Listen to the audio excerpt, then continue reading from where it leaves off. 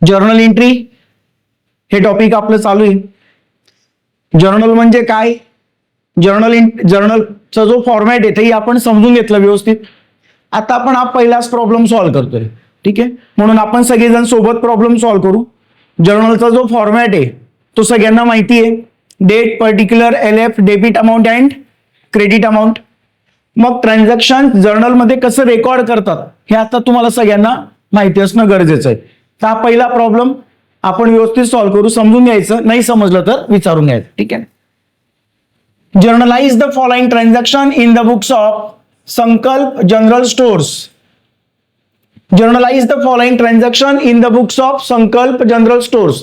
संकल्प general stores यांचा books of accounts मध्ये तुम्हाला हे ट्रान्झॅक्शन रेकॉर्ड करायचं आहे, बरोबर। म्हणून ज्यावेळेस तुम्ही जर्नल प्रिपेअर करणार, तर जर्नल प्रिपेअर करताना इथे सगळ्यात अगोदर टायटल लिहायचं आहे, इन द बुक्स ऑफ लिहा।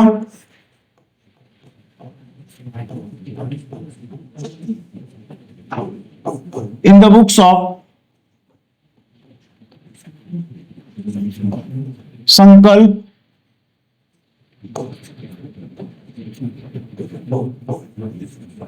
स्टोर्स, बरोबर।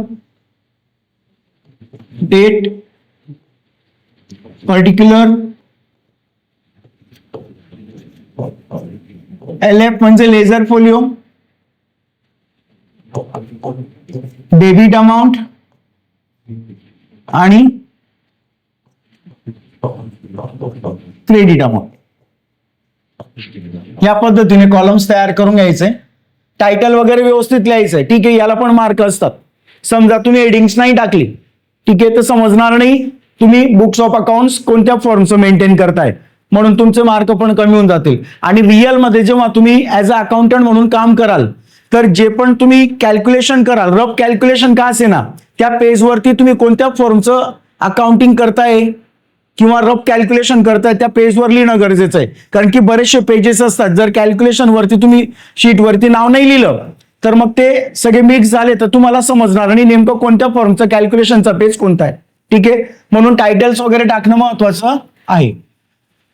आता डेट कॉलम, इथे जे ट्रान्झॅक्शन दिले ते जुलै 2019 चे दिलेत, जुलै 2019, ठीक आहे। मग जुलै 2019 चे दिलेत ना, मग इथे डेट कॉलम मध्ये काय करायचं, इथे लिहून घ्यायचं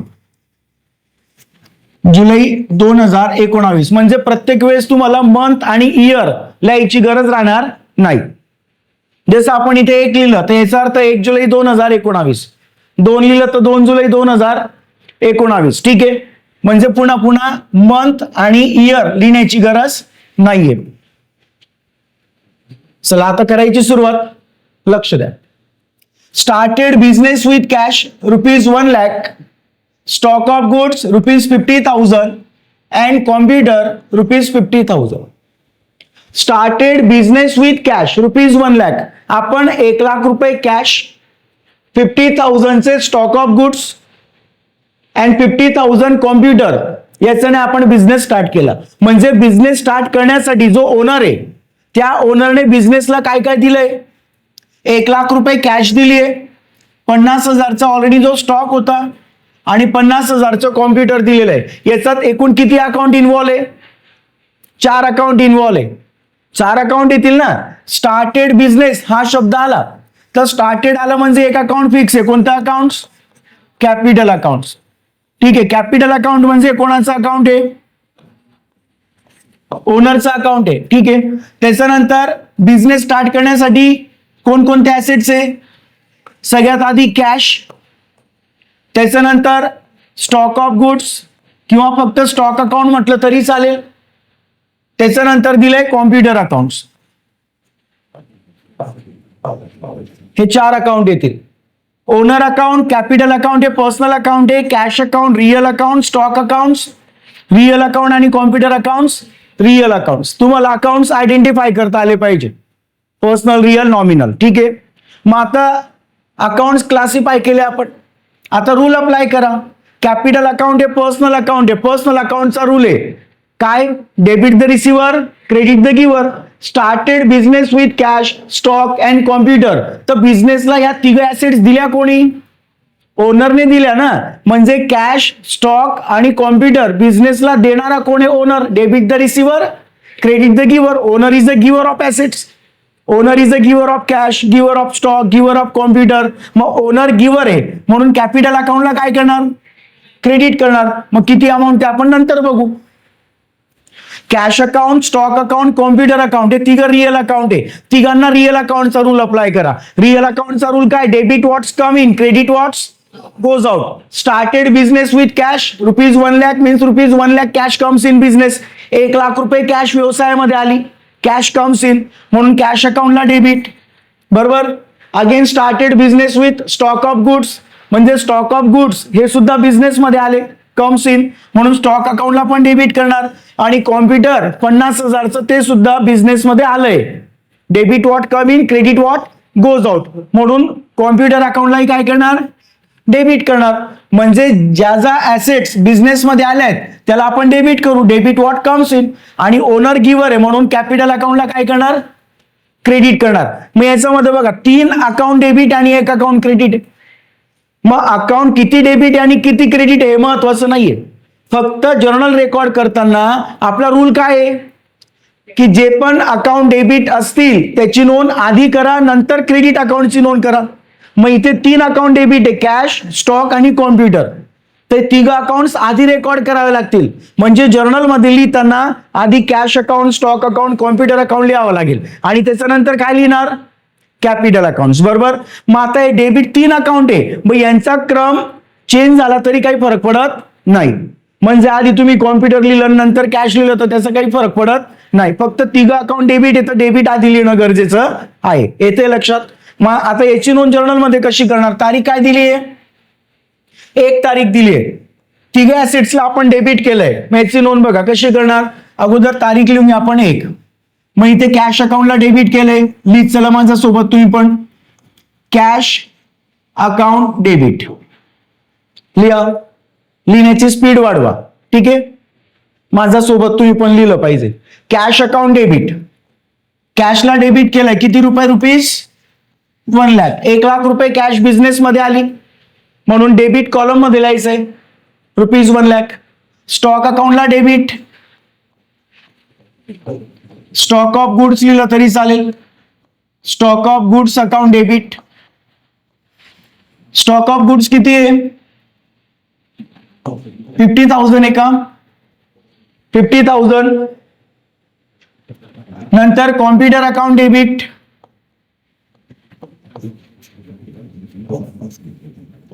कॉम्प्युटर अकाउंटला डेबिट करा 50,000, 50,000. आणि कॅपिटल अकाउंटला क्रेडिट केलंय ना आपण. मग कॅपिटल अकाउंटला क्रेडिट. मग क्रेडिट अकाउंट लिहिताना ज्याप्रमाणे आपण पॅरेग्राफ लिहिताना स्पेस जागा सोडतो त्याप्रमाणे इथे जागा सोडून द्यायची. ठीक आहे. आणि सुरुवातीला काय लिहायचंय? 2 लिहिताना टी कॅपिटल लेटर मध्ये लिहा. 2 कॅपिटल अकाउंट्स. 2 capital accounts. इथे क्रेडिट लिहिण्याची काही गरज नाहीये. आणि कॅपिटल अकाउंटला क्रेडिट केलंय म्हणून याची जी अमाऊंट आहे कुठे लिहिणार? क्रेडिट साईडला. मग क्रेडिट साईडला अमाऊंट किती लिहिणार? डेबिट आणि क्रेडिट अमाऊंट नेहमी काय असली पाहिजे? म्हणजे डबल एंट्री बुक किपिंग सिस्टीमचा रूल आहे. बरोबर. डेबिट आणि क्रेडिट एंट्री रेकॉर्ड करताना अमाऊंट नेहमी इक्वल पाहिजे. ठीक आहे. म्हणून या ठिकाणी क्रेडिट साईडला अमाऊंट किती लिहिणार? रुपीज 2 लाख. आणि असं समजत नसेल तर 1 लाख रुपये कॅश, 50,000चे स्टॉक आणि 50,000चं कॉम्प्युटर असे टोटल ओनरने दिले किती? 2 लाख रुपये म्हणून कॅपिटल 2 लाख रुपये. समजते? आणि नॅरेशन लिहा ब्रॅकेटमध्ये. काय लिहिणार? Being started business. Started business. समजलं सगळ्यांना? आणि फक्त पर्टिक्युलर कॉलम्स मध्ये इथे लाईन्स ड्रॉ करून घ्यायची. Date, LF, debit amount, credit amount मध्ये लाईन्स ड्रॉ करायची नाही. फक्त पर्टिक्युलर कॉलम मध्येच लाईन ड्रॉ करायची. चला आता एंट्री नंबर 2, ट्रान्झॅक्शन नंबर 2. मग इथे 2 नंबर, इथे डेट दिली ना तर 4 तारीख. 4 तारखेला काय दिले बघा. आता सगळ्यांनी लक्ष द्यायचं. इकडे लाईचं काम बंद करा, इकडे लक्ष द्या. Purchase goods from Kareena on credit ₹10,000 at 5% trade discount. Purchase goods from Karina on credit ₹10,000 at 5% trade discount. Discount दोन प्रकारचे, cash discount and trade discount. Cash discount recorded in the books of account, but trade discount is not recorded in the books of account. म्हणजे trade discount ची नोंद account मध्ये होत नाही. Generally discount given by one trader to another trader is known as trade discount. म्हणजे एक trader जेव्हा दुसऱ्या ट्रेडरला डिस्काउंट देतो, एक व्यापारी दुसऱ्या व्यापारीला डिस्काउंट देतो, तेव्हा आपण त्याला ट्रेड डिस्काउंट म्हणतात. आणि ट्रेड डिस्काउंट याची नोंद अकाउंट मध्ये होत नाही, म्हणून ट्रेड डिस्काउंट जर आला तर डिस्काउंट अकाउंट बनवायची गरज नाहीये. पण कॅश डिस्काउंट असेल तर डिस्काउंट अकाउंट बनवावं लागेल, कारण की कॅश डिस्काउंट आहे म्हणजे एक तर प्रॉफिट असेल किंवा लॉस असेल ते रेकॉर्ड करावं लागेल आपल्याला. पण ट्रेड डिस्काउंट याची नोंद अकाउंट मध्ये होत नाही. परंतु ट्रेड डिस्काउंटची जी अमाऊंट आहे, ट्रेड डिस्काउंटची जी अमाऊंट आहे ती टोटल ट्रान्झॅक्शन मधून काय करतात, लेस करतात. For example, purchase goods from Kareena on credit 10,000 at 10% trade discount. करीनाकडनं आपण क्रेडिट मध्ये गुड्स परचेस केले. मग आता क्रेडिट मध्ये गुड्स परचेस केले याचा अर्थ कॅश अकाउंट येणार नाही. उधार माल घेतलाय ना, मग इथे दोन अकाउंट येतील. एक परचेस अकाउंट येईल, आपण गुड्स परचेस केलेत तर गुड्स अकाउंट न घेता कोणतं अकाउंट घेणार, परचेस अकाउंट. एक अकाउंट परचेस अकाउंट. आणि ऑन क्रेडिट आपण उधार माल खरेदी केलेला आहे, मग कोणाकडनं गुड्स परचेस केले आपण, करीनाकडनं. मग दुसरं अकाउंट आपल्याला तयार करावं लागेल, करीना अकाउंट. ठीक आहे, परचेस अकाउंट आहे, नॉमिनल अकाउंट आहे, करीना अकाउंट आहे, पर्सनल अकाउंट आहे. आता ट्रान्झॅक्शन रेकॉर्ड करताना टोटल आपण गुड्स परचेस केले 10,000 चे. 10,000 वरती 10% ट्रेड डिस्काउंट. ट्रेड डिस्काउंटची नोंद अकाउंट मध्ये होत नाही, म्हणून किती 5% आहे. ओके, किती 5% ट्रेड डिस्काउंट आहे. ठीक आहे, ट्रेड डिस्काउंटची नोंद अकाउंट मध्ये होत नाही हे पुन्हा पुन्हा सांगतोय तुम्हाला. ठीक आहे, पण कॅश डिस्काउंट असेल तर मात्र डिस्काउंट अकाउंट तयार करावा लागेल. तो एक तर प्रॉफिट असेल किंवा लॉस असेल.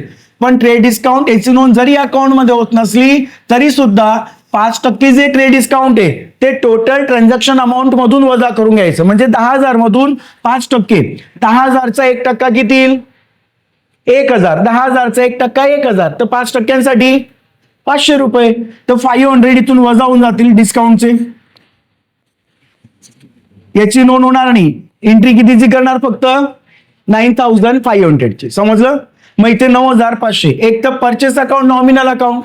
नॉमिनल अकाउंटचा रूल आहे debit all expenses and losses, credit all incomes and gains. ठीक आहे, मग आपण गुड्स परचेस केले आफ्टर डिस्काउंट, डिस्काउंट वजा केल्यानंतर गुड्स व्हॅल्यू किती 9,500. मग 9,500 चे गुड्स जर आपण परचेस केले तर आपला इन्कम आहे का एक्सपेन्स आहे.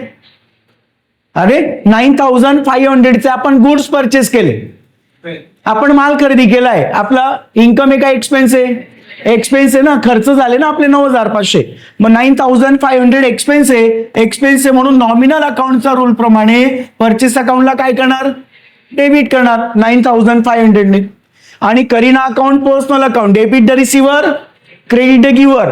Purchase goods from Kareena on credit, उधार माल घेतलेला आहे, क्रेडिट मध्ये गुड्स परचेस केले आणि करीनाकडनं जर क्रेडिट मध्ये गुड्स परचेस केले असतील तर Kareena is a giver of goods. ती गुड्स देणारी आहे, तिने आपल्याला उधार माल दिलाय. Debit the receiver, credit the giver. Giver आहे म्हणून करीना अकाउंटला काय करणार, क्रेडिट करणार. आणि अमाऊंट किती लिहिणार 9,500. कारण की 5% ट्रेड डिस्काउंट आहे तर 10,000 मधून 5% ट्रेड डिस्काउंट वजा होऊन जाईल आणि वजा केल्यानंतर जी अमाऊंट येईल ती लिहायची. ठीक आहे, मग आता याची नोंद करायची जर्नल मध्ये. परचेसला डेबिट केलंय, करीना अकाउंटला क्रेडिट केलंय. डेट काय दिली आहे 4. Purchase account debit, purchase account debit to Kareena account. Amount किती लिहिणार ₹9,500. अमाऊंट लिहिताना जे नंबर्स आहेत ते एका खालती एक बरोबर लिहा. ठीक आहे, युनिट 1, युनिट 2 म्हणजे एकक, दशक, शतक, हजार या पद्धतीने बरोबर लिहायचे, म्हणजे शेवटी बेरीज करताना टोटल करताना प्रॉब्लेम येणार नहीं। ठीक है, अमाउंट लिखते वक्त हमेशा नंबर्स एक के नीचे एक बराबर लिखना है, अच्छे से लिखना है, क्योंकि लास्ट में अगर टोटल करने का बोला तो भी टोटल सही तरीके से करते आनी चाहिए, टोटल बरोबर करता आली पाहिजे तुम्हाला। ठीक है, नॅरेशन काय लिहिणार बोला। Narration always start with the word of being और फॉर। नॅरेशनची सुरुवात नेहमी एक तर बीइंग ने होईल किंवा फॉर ने होईल, मग बीइंगच वापरू आपण। बीइंग परचेज गुड्स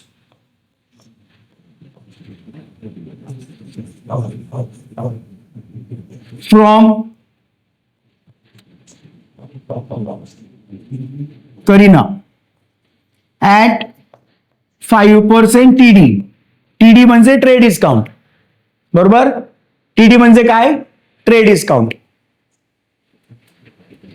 समजतंय जर्नल मध्ये ट्रान्झॅक्शन कसे रेकॉर्ड करायचे।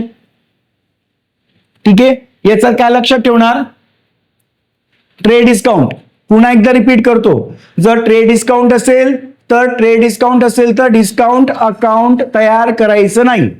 ट्रेड डिस्काउंटची नोंद अकाउंट मध्ये होत नाही, पण जे ट्रेड डिस्काउंट आहे ते एकूण ट्रान्झॅक्शन मधून काय करून घ्यायचंय, वजा करायचं, आणि वजा केल्यानंतर जी अमाऊंट आहे ती लिहायची। हे कायमस्वरूपी लक्षात ठेवा। त्याच्यानंतर आता next transaction number 10 sold goods to Priyanka ₹20,000 at 10% trade discount। sold goods to Priyanka ₹20,000 at 10% trade discount। आपण प्रियंकाला गुड्स विकलेत, इथे दिलंय का आपण कॅश मध्ये सेल केले का क्रेडिट मध्ये। आपण प्रियंकाला गुड्स जे सेल केलेत ते कॅश केले का क्रेडिट मध्ये केलेत, म्हणजे आपण रोकडा माल विकलाय का उधार माल विकलाय असं काही दिलंय का, नाही दिलंय ना, पण इथे नाव दिलंय ना प्रियंका। म्हणजे याचा अर्थ काय, जर ट्रान्झॅक्शन्स मध्ये कॅश और क्रेडिट समजत नसेल की कॅश ट्रान्झॅक्शन आहे का क्रेडिट ट्रान्झॅक्शन आहे, जर समजत नसेल तर मग त्या ठिकाणी नाव नसेल तर समजायचं कॅश, नाव असेल तर समजायचं क्रेडिट। मग आता इथे दिलंय sold goods to Priyanka ₹20,000 at 10% trade discount. इथे जर सीडी राहिलं असतं ना कॅश डिस्काउंट, तर मग एक कॅश ट्रान्झॅक्शन राहिलं असतं, समजतंय। पण इथे कॅश डिस्काउंट नाहीये, ट्रेड डिस्काउंट आहे, तर ट्रेड डिस्काउंटची नोंद अशी पण अकाउंट मध्ये होणार नाहीये। म्हणजे याचा अर्थ आपण प्रियंकाला उधार माल विकलाय, याच्यात दोन अकाउंट येतील, ट्रेड डिस्काउंट येतं, डिस्काउंट अकाउंट येणारच नाही, तर याच्यात दोन अकाउंट येतील। दोन अकाउंट कोणते येतील, हा, एक तर सेल्स अकाउंट येईल, एक अकाउंट येईल सेल्स अकाउंट, गुड्स सोल्ड केलेत ना आपण, मग गुड्स सेल केलेले आहेत तर सेल्स अकाउंट येईल, गुड्स अकाउंट येणार नाही। बघा, गुड्स परचेस केले तर परचेस अकाउंट, गुड्स सेल्स केले तर सेल्स अकाउंट। असं का, समजा गुड्स परचेस केले, तुम्ही गुड्स अकाउंट प्रिपेअर करून घेतलं, गुड्स सेल केले, मग परत गुड्स अकाउंट येईल, तर समजणार नाही ते परचेस आहे का सेल आहे। म्हणून ज्यावेळेस आपण गुड्स परचेस करू तर परचेस अकाउंट आणि गुड्स सेल्स केले तर सेल्स अकाउंट। समजून गेलं, ठीक आहे। मग आता एक अकाउंट येईल सेल्स अकाउंट, आणि आपण क्रेडिट मध्ये सेल केलंय, उधार माल विकलाय, म्हणून दुसरं अकाउंट काय घेणार, प्रियंका अकाउंट येईल। ठीक आहे, प्रियंका अकाउंट। एकूण टोटल गुड्स आपण सोल्ड केलेले आहेत ₹20,000 चे, याच्यावरती 10% ट्रेड डिस्काउंट आहे, 10% ट्रेड डिस्काउंट वजा करा। 20,000 मधून 10%, 20,000 मधून 10%, किती, 2,000 वजा होतील 18,000। ठीक आहे, तर याची नोंद न करता फक्त 18,000 ची नोंद करायची। समजून गेलं, मग आता 18,000 ची आपल्याला नोंद करायची।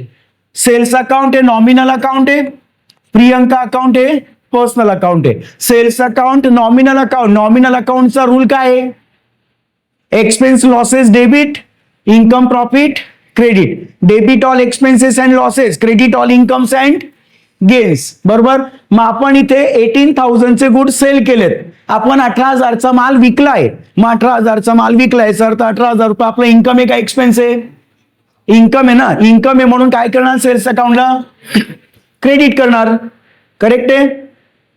आणि Priyanka account personal account, debit the receiver, credit the giver. प्रियंकाला आपण गुड सेल केले, कसे, क्रेडिट मध्ये, उधार माल दिलाय, म्हणजे Priyanka is a receiver of goods, आपण प्रियंकाला उधार माल दिला, याचा अर्थ प्रियंका ही गुड्स रिसिव्हर आहे, तिने माल घेतलाय, डेबिट द रिसिव्हर, म्हणून प्रियंका अकाउंटला काय करणार, डेबिट. तर प्रियंका अकाउंटला डेबिट आणि सेल्स अकाउंटला क्रेडिट. आता याची नोंद करायची आपल्याला जर्नल मध्ये. डेट काय दिली होती, 6 का 7, 10 तारीख. प्रियंका अकाउंट डेबिट,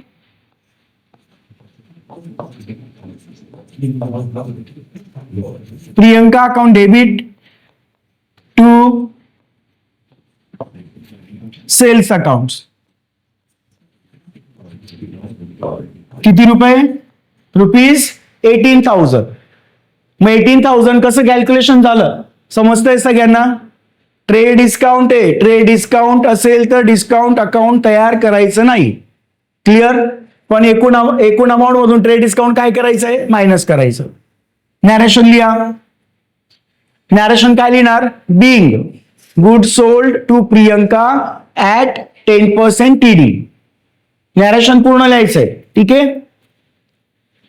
नॅरेशन तुम्ही लिहा. Being sold goods to Priyanka at 10% TD.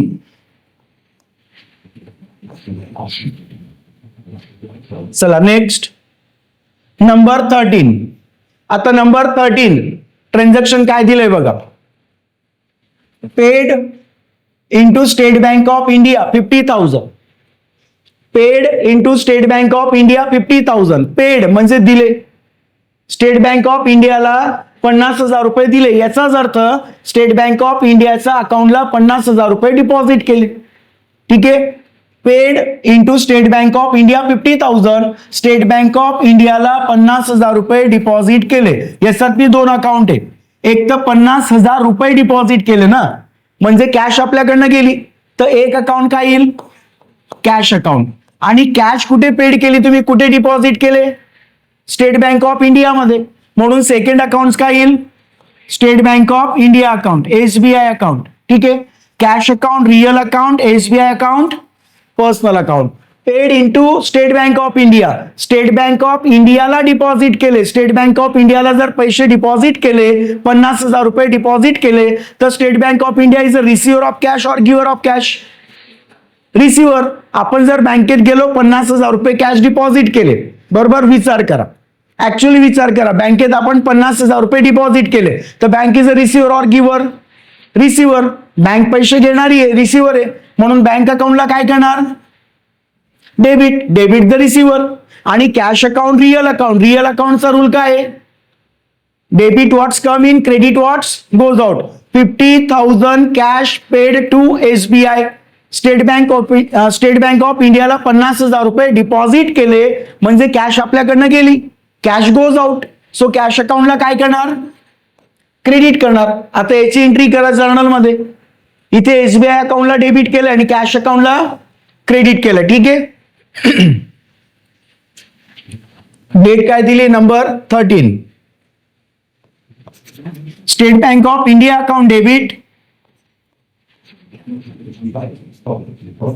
State bank of India account debit to cash accounts, to cash account ₹50,000, 50,000.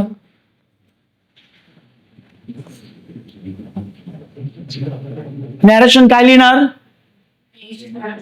Bing cash deposits, being cash deposit.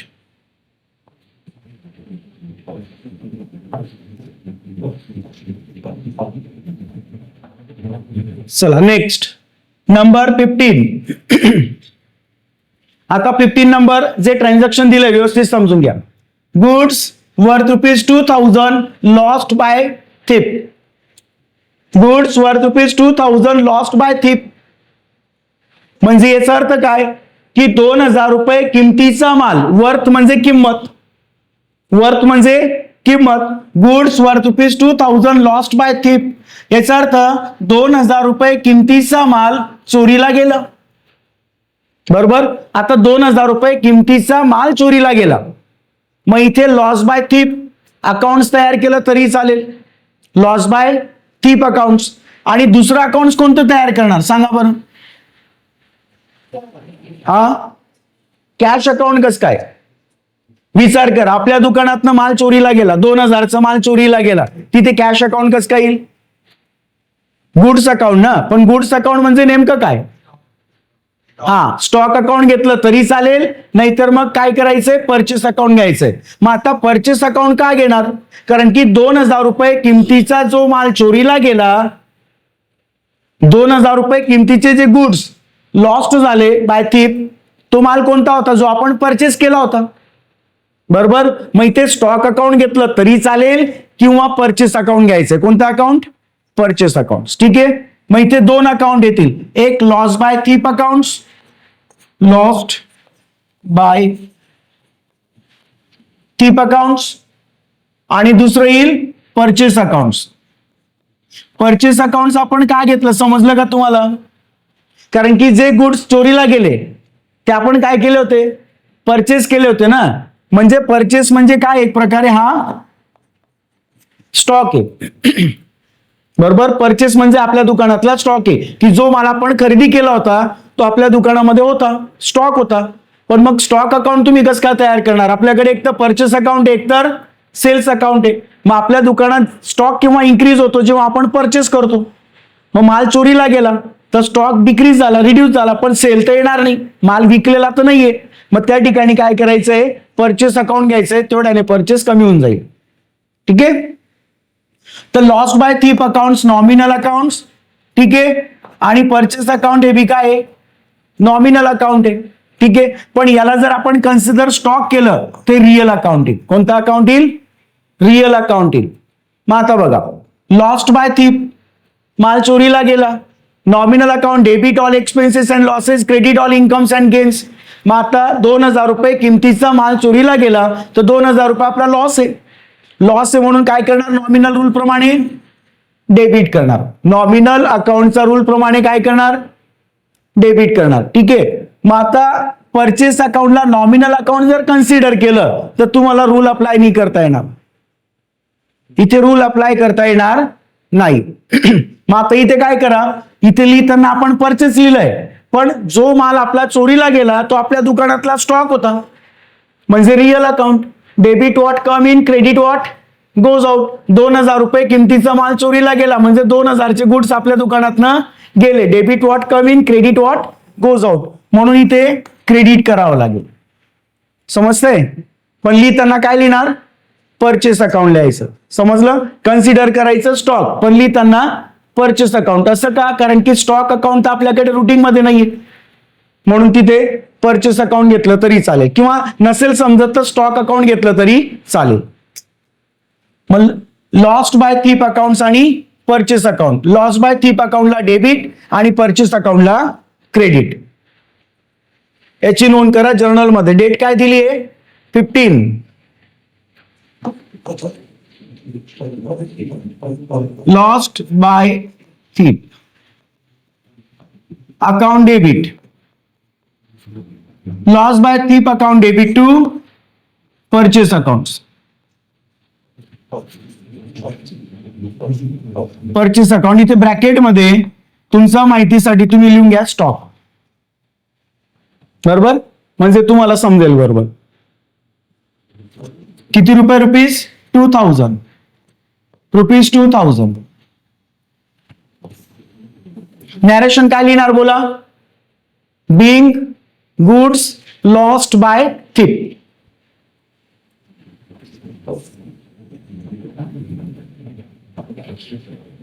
झालं सगळ्यांचं लिहून.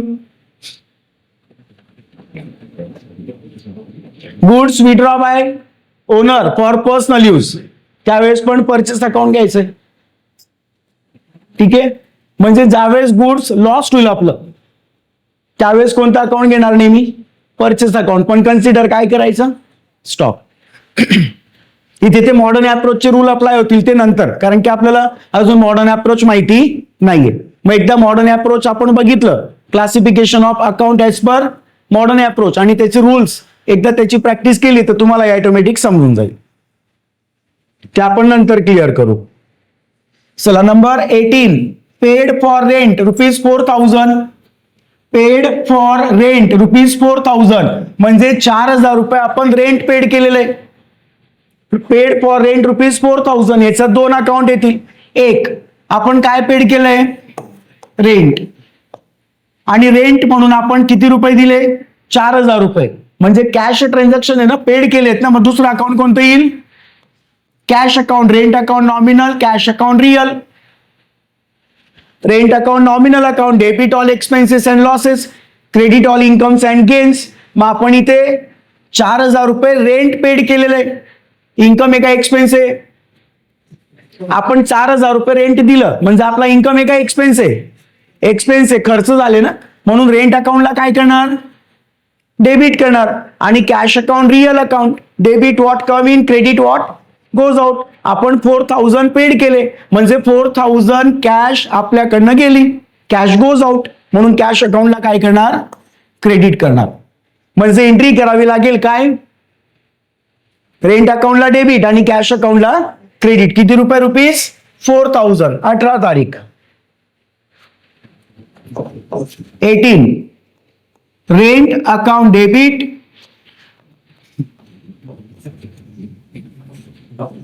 टू कॅश अकाउंट्स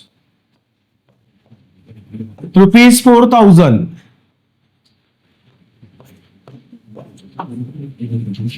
नॅरेशन तुम्ही लिहायचं व्यवस्थित, ठीक आहे. नॅरेशन काय लिहिणार, बिंग पेड फॉर रेंट. त्याच्यानंतर next number 20.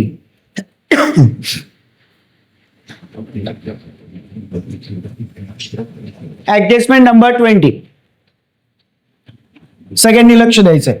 Received cash of ₹17,500, received cash of ₹17,500 from Priyanka in full settlement of her accounts. आता in full settlement of her account याचा अर्थ काय, आपण प्रियंकाला रिसिव्ड आहे, रिसिव्ड कॅश 17,500 म्हणजे प्रियंकाकडनं 17,500 रुपये मिळाले. रिसिव्ड कॅश आपल्याला कॅश मिळाली 17,500 कोणाकडनं, प्रियंकाकडनं. पण इथे काय म्हटलंय, in full settlement of account. Full settlement of account हा शब्द आला म्हणजे समजायचं तिथे डिस्काउंट आहे. मग आता डिस्काउंट किती आहे, मग याचा आधी तुम्ही प्रियंकाशी काही ट्रान्झॅक्शन केलं होतं का ते कन्फर्म करा.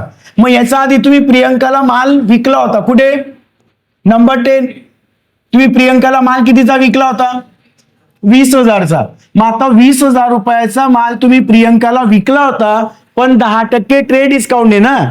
म्हणजे याच्यातनं 10% टीडी काय करणार, मायनस, म्हणजे 2,000 रुपये मायनस होतील. म्हणजे ऍक्च्युली तुम्ही प्रियंकाला कितीचा माल विकला होता, 18,000चा, 18,000चा. म्हणजे प्रियंकाकडनं आपल्याला किती घेणं बाकी होतं, 18,000, 18,000 रुपीज, 18,000 रिसिवेबल फ्रॉम प्रियंका. मग त्या 18,000 पैकी, त्या 18,000 पैकी आता प्रियंकाकडनं किती मिळाले, 17,500 रुपये मिळाले. 18,000 रुपये बाकी होते रिसिवेबल, त्याच्यापैकी 17,500 रुपये रिसिव्ड झाले. आणि ते पण कसे, in full settlement. In full सेटलमेंटचा अर्थ काय, की आता काही घेणं देणं बाकी राहणार नाही. म्हणजे याचा अर्थ आपण 500 रुपये काय देऊन दिला आहे, डिस्काउंट देऊन दिला. 500 रुपये आपण प्रियंकाला डिस्काउंट देऊन दिला. आलं लक्षात. मग डिस्काउंट का घेतला आपण, डिस्काउंट अकाउंट का बनवलं, इथे दिलंय ना, क्लिअर मेन्शन केलंय ना, इन फुल सेटलमेंट. म्हणजे 18,000चा अगेन्स्ट मध्ये 18,000 रुपये जे बाकी होते त्याचा अगेन्स्ट मध्ये 17,500 मिळाले आणि आता अकाउंट क्लोज, अकाउंट सेटल झाला. अकाउंट सेटल झालं म्हणजे आता काही घेणं देणं बाकी राहणार नाही. म्हणजे ज्याचा अर्थ आपण 500 रुपये डिस्काउंट देऊन दिला. मग याच्यात किती अकाउंट येतील, 3 अकाउंट. पहिलं अकाउंट, पहिलं अकाउंट कोणतं येईल, कॅश अकाउंट. रिसिव्ड आहे ना, तर पहिलं अकाउंट कॅश अकाउंट, ठीक आहे, कॅश अकाउंट रियल अकाउंट. दुसरं डिस्काउंट अकाउंट. डिस्काउंट अकाउंट हे नॉमिनल अकाउंट आणि कोणाकडनं मिळाले, प्रियंकाकडनं. प्रियंका अकाउंट हे कोणतं अकाउंट येईल, पर्सनल अकाउंट. मग आता बघा, cash account, real account, debit what come in, credit what goes out. प्रियंकाकडनं 17,500 मिळाले, कॅश कम्स इन, कॅश आली आपल्याकडे, कॅश अकाउंटला डेबिट किती, 17,500. ठीक आहे, 500 रुपये काय दिलंय आपण, डिस्काउंट दिलंय. आपला प्रॉफिट आहे का लॉस आहे, लॉस आहे, बरोबर. Debit the loss, credit the profit. मग लॉस आहे ना, लॉस आहे म्हणून काय करणार, डिस्काउंट अकाउंटला डेबिट करणार, म्हणजे डिस्काउंट अकाउंटला डेबिट 500 रुपये. Priyanka account, personal account, debit the receiver, credit the giver. 17,500 रुपये प्रियंकाकडनं मिळाले, म्हणजे Priyanka is a giver of cash. Priyanka he cash देणारी आहे, गिव्हर आहे, गिव्हर आहे म्हणून प्रियंका अकाउंटला काय करणार, क्रेडिट. मग क्रेडिट कितीने करणार, पूर्ण 18,000 रुपयाने. का, कारण की तिने जरी 17,500 दिले असले तरी अकाउंट सेटल कितीचं झालंय, 18,000चं. तर 18,000चा हिशोब क्लिअर करण्यासाठी तुम्हाला इथे 18,000 रुपये घ्यावे लागतील. मग याची एंट्री कशी करणार बघा, याच्यात 2 अकाउंट डेबिट, एक अकाउंट क्रेडिट आहे. मग cash account debit, discount account debit to Priyanka account. याची नोंद आपण जर्नल मध्ये करू. डेट काय दिली आहे, 20. Cash account debit, cash account debit किती, 17,500. 500 डिस्काउंट आपला लॉस आहे म्हणून डिस्काउंट अकाउंटला डेबिट, डिस्काउंट अकाउंट डेबिट ₹500, 500 रुपये. क्लिअर. आणि नंतर प्रियंका अकाउंटला क्रेडिट टू प्रियंका अकाउंट. किती रुपये, ₹18,000. अकाउंट सोपं आहे, फक्त व्यवस्थित तुम्हाला रूल्स वगैरे सगळे लक्षात ठेवावे लागतील. नॅरेशन काय लिहिणार बोला, in full settlement of her accounts, being cash received from Priyanka in full settlement of her accounts. Last बाकी काय लिहायचं अजून, झालं लिहून. Paid for stationery purchase ₹8,000. Paid for stationery purchase ₹8,000 म्हणजे काय, पेड फॉर स्टेशनरी परचेस. आपण 8,000 रुपयाची स्टेशनरी परचेस केली, इथे परचेस अकाउंट येईल का, नाही. का, इथे स्टेशनरी परचेस केली ना आपण, मग स्टेशनरीचे शॉप आहे असं मेन्शन केलंय का, नाही. जर गुड्स परचेस केले असते तर परचेस अकाउंट आलं असतं, किंवा स्टेशनरी शॉप राहिलं असतं आणि स्टेशनरी परचेस केली असती तरी गुड्स आलं असतं, म्हणजे परचेस अकाउंट आलं असतं. ठीक आहे, पण इथे जनरल स्टोअर्स आहे, तिथे स्टेशनरी हे गुड्स काय असं म्हटलेलं नाहीये. मग आता पेड फॉर स्टेशनरी परचेस ₹8,000, 8,000चं आपण स्टेशनरी परचेस केले आहे, तर इथे 2 अकाउंट येतील. एक अकाउंट कोणतं येईल, आपण काय परचेस केलंय, स्टेशनरी परचेस केलेत आपण. इथे परचेस अकाउंट न घेता आपण काय करू, स्टेशनरी अकाउंट घेऊ. स्टेशनरी अकाउंट करेक्ट आहे. आणि पेड म्हणजे कॅश मध्ये परचेस केले तर दुसरं अकाउंट काय येईल, cash account. Stationery account nominal account, cash account real account. Stationery account nominal account, debit all expenses and losses, credit all incomes and gains. आपण 8,000ची स्टेशनरी परचेस केली म्हणजे 8,000 रुपये काय आपला एक्सपेन्स आहे, खर्च आहे, बरोबर. म्हणून स्टेशनरी अकाउंटला काय करणार, डेबिट करणार. आणि cash account real account, debit what come in, credit what goes out. आपण 8,000ची स्टेशनरी परचेस केली म्हणजे 8,000 रुपये कॅश आपल्याकडनं गेली, कॅश गोज आउट. म्हणून कॅश अकाउंटला काय करा, क्रेडिट करा. Stationery account debit to cash account. Date काय दिली याची, 25.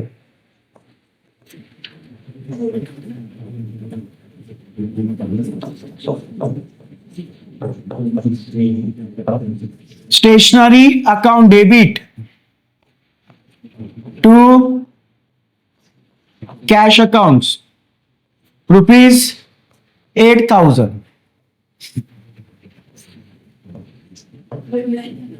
ठीक आहे.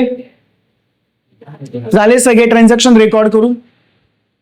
Stationery account debit to cash account ₹8,000. सगळे ट्रान्झॅक्शन आपण रेकॉर्ड करून घेतले. ठीक आहे. मग आता काय करा, डेबिट अमाऊंट आणि क्रेडिट अमाऊंट दोघांची टोटल करून घ्या. डेबिट आणि क्रेडिट अमाऊंटची टोटल करा. ऍक्च्युली टोटल नाही केली तरी चालते, पण तुम्हाला 11th आणि 12th मध्ये कॅल्सी अलाउड नाहीये, तर त्याची तुमची प्रॅक्टिस पण होईल. तर टोटल करून घ्या दोघं साईडची. मग ही टोटल करण्यासाठीच तुम्हाला सांगितलं होतं की ज्यावेळेस आपण हे नंबर्स लिहितोय अमाऊंट, तर हे जे आकडे आहेत ना एका खालती एक व्यवस्थित जर लिहिले तर मग टोटल सहज करता येते तुम्हाला. आता ज्यांनी व्यवस्थित नंबर्स लिहिले नसतील एका खालती एक, ते काय करतील, शेवटच्या पेजवर परत सगळे नंबर्स लिहितील, परत आकडे लिहितील आणि मग बेरीज करतील. मग तेवढा वेळ जाईल ना तुमचा. ठीक आहे. म्हणून तसं न करता इथेच जर नंबर व्यवस्थित लिहिले तर टोटल बरोबर करता येईल.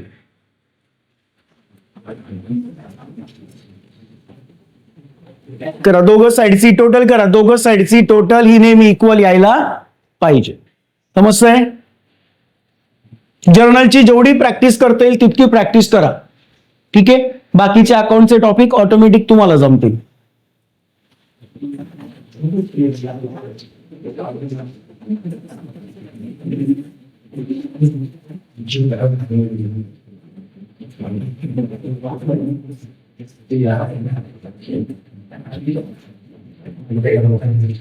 अकरावीचा बुक किपिंग अँड अकाउंटन्सीचा जो सब्जेक्ट आहे त्याचा सगळ्या व्हिडिओ बरोबर आपल्या युट्यूब चॅनलला आहे.